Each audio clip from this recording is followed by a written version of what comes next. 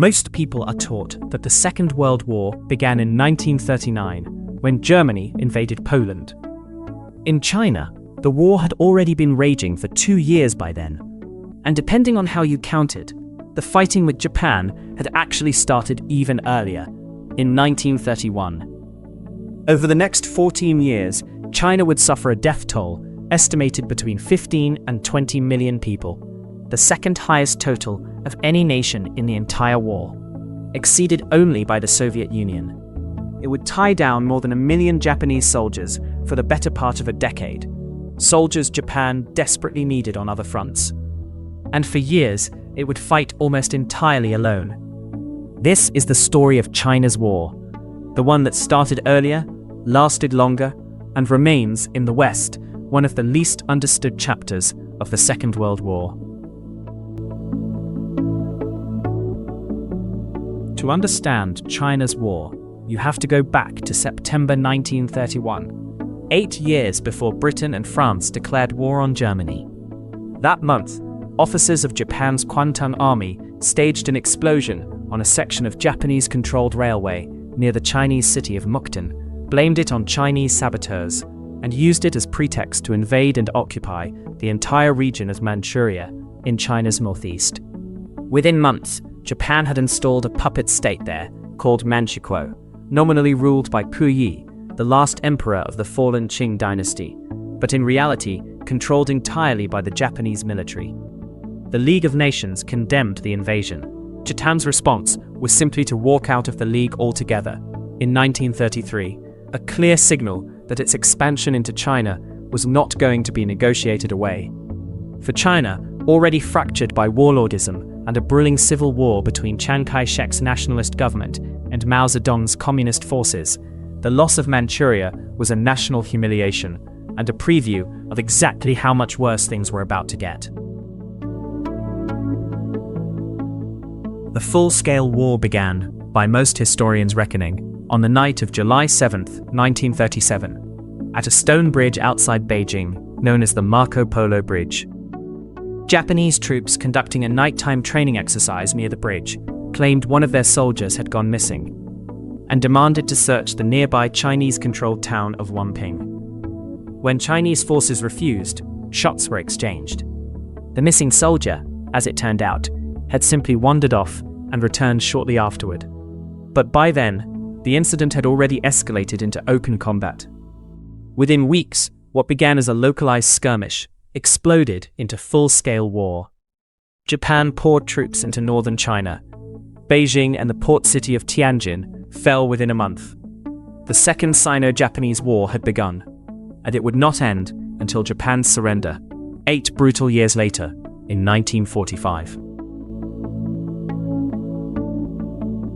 That August, the fighting reached Shanghai, China's largest and most modern city, and the site of one of the war's earliest and bloodiest battles. Chiang Kai-shek committed his best-trained divisions to defend the city, hoping to draw international sympathy from Western powers with major interests there. The battle raged for 3 brutal months, street by street, and cost China an estimated 187,000 soldiers. A staggering toll that nonetheless bought precious time for Chinese forces and civilians to retreat westward. Shanghai fell in November. The nationalist capital of Nanjing fell weeks later, in December 1937. What followed in Nanjing has become one of the most documented atrocities of the entire war. Over roughly 6 weeks, invading Japanese forces killed an estimated 200,000 or more Chinese civilians and disarmed soldiers, and committed mass sexual violence on a scale that shocked even neutral foreign observers living in the city at the time, several of whom risked their own lives establishing a safety zone, credited with saving an estimated 200,000 more.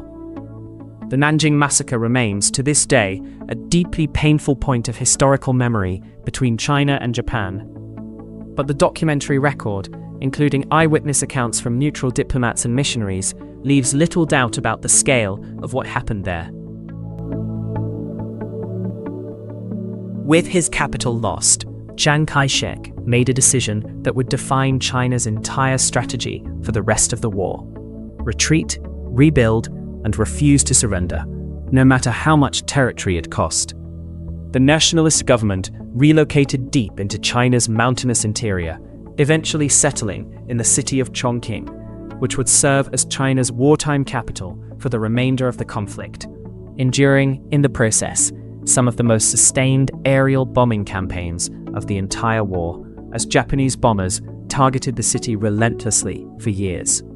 Chiang's strategy became known, informally, as trading space for time, deliberately ceding vast stretches of eastern China's most productive territory in exchange for the time needed to relocate industry, regroup shattered armies, and wait for a war of attrition to eventually turn in China's favor. It was a strategy built on an enormous gamble that China's sheer size and population could eventually outlast Japan's military advantage, even if it meant years of devastating losses along the way. The invasion forced an extraordinary and deeply uncomfortable alliance. For a decade, Chiang Kai-shek's nationalists and Mao Zedong's communists had been locked in a brutal civil war, each side viewing the other as China's true existential threat. The Japanese invasion forced a pause. A second united front formed in 1937, in which both sides nominally agreed to fight Japan together rather than each other. In practice, the alliance was fragile from the start, riddled with mutual suspicion, and punctuated by outright clashes between nationalist and communist forces, even while the wider war against Japan raged on. Both sides fought Japan largely through separate campaigns, the nationalists relying primarily on conventional set-piece battles, the communists increasingly turning to guerrilla warfare behind Japanese lines in the countryside. Both approaches came at enormous cost, and both sides, even as they fought a common enemy, were quietly positioning themselves for the civil war both suspected would resume the moment Japan was defeated.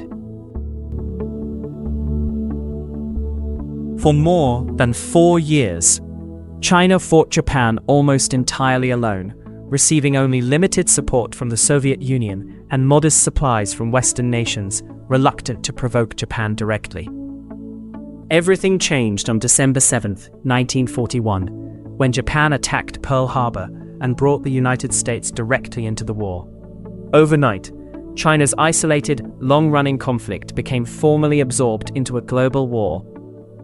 Chiang Kai-shek's government became a founding member of the Allied powers, and China was recognized, at least on paper, as one of the Big Four nations leading the fight against the Axis, alongside the United States, Britain, and the Soviet Union. In practice, China remained chronically under-resourced compared to the European and Pacific theaters, which Western Allied strategy treated as far higher priorities. But American General Joseph Stilwell was dispatched to serve as Chiang's chief of staff. American Lend-Lease supplies began flowing in, however inconsistently, and China's war, for the first time in over 4 years, was no longer being fought without any allies at all. With most of China's coastline under Japanese occupation, simply getting supplies into the country became one of the war's most extraordinary logistical challenges. Before America formally entered the war, a group of American volunteer pilots, recruited with tacit US government approval and led by aviator Claire Chennault, began flying combat missions defending Chinese skies against Japanese aircraft. Known as the Flying Tigers, and instantly recognizable by the snarling shark-mouth artwork painted on their fighter planes, they became a rare, celebrated symbol of the alliance between China and the West in the war's darkest early years. Supplies into China initially traveled along the Burma Road, a winding, hand-built mountain highway connecting Burma to China's southwest. When Japan captured Burma in 1942 and severed the road entirely, Allied forces were forced into one of the most dangerous supply operations of the entire war, flying cargo planes directly over the eastern edge of the Himalayas, a brutal, unpressurized route so treacherous pilots simply called it the Hump. Extreme altitude, unpredictable weather, and mountains higher than the plane's operating ceiling made it one of the deadliest transport routes flown by any Allied air operation during the war. For years, the war in China settled into a grinding, brutal stalemate, punctuated by enormous battles that, despite their staggering scale, remain barely known outside China today. At the city of Changsha, Chinese forces successfully repelled Japanese assaults on 4 separate occasions between 1939 and 1944, inflicting serious losses each time in one of the war's most sustained defensive successes. Elsewhere, the Battle of Wuhan in 1938 involved over 1 million troops combined between both sides, making it by troop numbers one of the largest single battles of the entire Second World War, fought in a country most Western wartime coverage barely mentioned.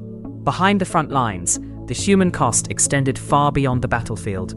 In 1942 and 1943, the province of Henan suffered a catastrophic famine, worsened by wartime disruption, military requisitioning of grain, and government mismanagement, estimated to have killed between 2 and 3 million civilians, a humanitarian catastrophe that unfolded largely outside the world's attention, overshadowed by the war's other, more widely covered fronts. It is one of the most under-recognized facts of the entire Second World War. For most of its duration, China tied down the overwhelming majority of Japan's army. At the war's peak, well over 1 million Japanese soldiers remained committed to the China theater, forces Japan could never redirect to reinforce the Pacific Islands where American forces were fighting, or to defend against the possibility of a two-front war. Every division pinned down fighting in China's interior was a division unavailable everywhere else Japan urgently needed manpower. Allied planners in Washington and London understood this clearly, even if popular memory in the West has, since, largely forgotten it. Keeping China in the war, supplied, however inadequately, and fighting, however exhausted, was treated as a strategic necessity, specifically because of how many Japanese troops it kept occupied. By 1945, after nearly 8 years of continuous war, China's military and civilian population were exhausted beyond measure, but Japan's position had become hopeless on every front. The atomic bombings of Hiroshima and Nagasaki in August 1945, combined with the Soviet Union's sudden entry into the war against Japan and rapid advance through Manchuria, brought the war to its final, abrupt end. Japan announced its surrender on August 15, 1945. In China, formal Japanese surrender ceremonies were held in cities across the country in the weeks that followed, including a major surrender ceremony in Nanjing itself, the same city where Japanese forces had committed one of the war's worst atrocities less than 8 years earlier. After 14 years of war, dating back to the invasion of Manchuria in 1931, China's long conflict with Japan was at last formally over. For most nations, 1945 marked the end of wartime devastation and the beginning of recovery. For China, it marked something else entirely. The near immediate resumption of the Civil War, the Japanese invasion, had only ever paused. Within months of Japan's surrender, the fragile wartime alliance between Chiang Kai-shek's nationalists and Mao Zedong's communists collapsed completely. Full-scale civil war resumed by 1946, fought now with weapons and territory reshuffled by years of anti-Japanese war. And it would rage for another 4 years before ending, in 1949, with communist victory, the founding of the People's Republic of China, and Chiang Kai-shek's nationalist government fleeing to the island of Taiwan, where a separate Chinese government continues to this day. China's Second World War, in other words, never really resolved into peace. It simply transformed directly into the next war. Add together the 14 years of resistance against Japan and the war's staggering human cost, and a simple, uncomfortable fact emerges. China's Second World War was, by any reasonable measure, one of the longest, largest, and deadliest theaters of the entire conflict. And yet, it remains, in most Western classrooms and popular histories, little more than a footnote to the war in Europe and the Pacific Islands. 15 to 20 million dead, 14 years of continuous fighting, longer than any other major combatant nation endured. Over 1 million Japanese soldiers tied down for years, unable to reinforce fronts that history remembers far better today. The next time you hear the Second World War described simply as a 6-year conflict that began in 1939, remember the bridge outside Beijing in 1937, the burning city of Chongqing, the pilots who flew supplies over the roof of the world, and the millions of ordinary Chinese soldiers and civilians who fought, for far longer than anyone else, in a war history has still not finished learning how to fully remember.